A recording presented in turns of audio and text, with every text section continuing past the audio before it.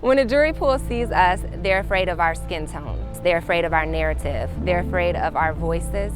Tall black male is violent, rebellious, already not doing something in a positive manner. So in Wayne County, our prosecutorial system has been broken for years. We are the second in the country for locking up young people under the age of 18 and giving them life sentences without the possibility of parole. 39% of our county's population is black. 93% of the juveniles in the Michigan system that have this sentence are black. So our systems and structures are broken in a way that they just need to be torn down and reimagined.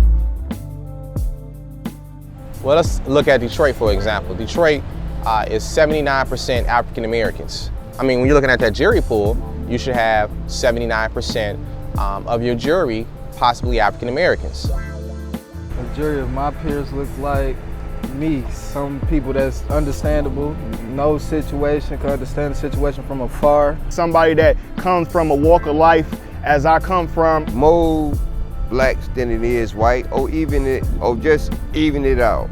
Someone who grew up in Detroit or in an inner city, if I were somewhere else, who has like similar life experiences of trauma, of extreme poverty.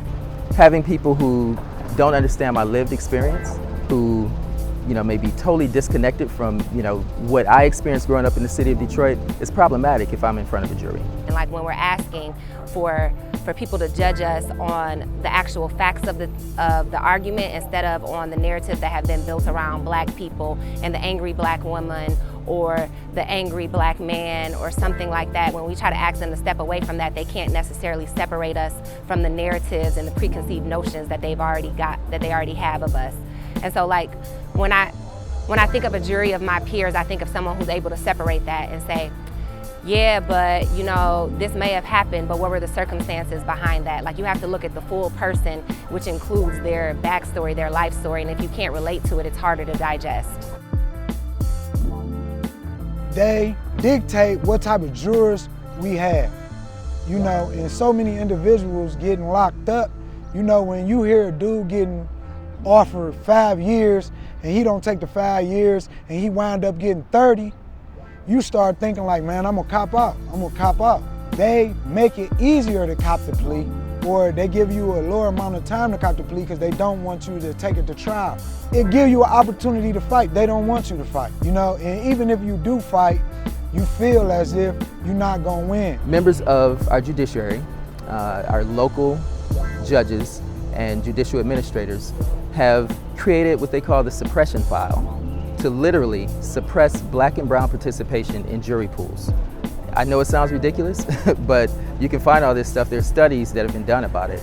The National Center for State Courts came in at the request of the chief judge to study and assess and make recommendations on how to fix it. That happened back in 2006. They still haven't fixed the problem. And the only reason they brought in a consultant, and they did it very quietly and very privately, was because a really good judge who's active in the community named Deborah Thomas pointed out that when she looked out at her jury pool and see no black people, or maybe one, that was kind of weird to her. After decades of being a judge, on the court, when you don't have any black people in a jury pool, there's something going on. We've got a problem with our justice system here in Wayne County, specifically affecting black and brown folks. Since at least 2004,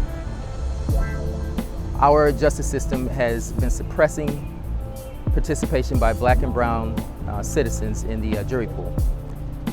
Well, we know this is critically important because black juries and white juries look at the world differently. Black people and white people look at the world differently. They have different worldviews. So jury suppression is extremely important, and the reason is because it's disproportionate, right?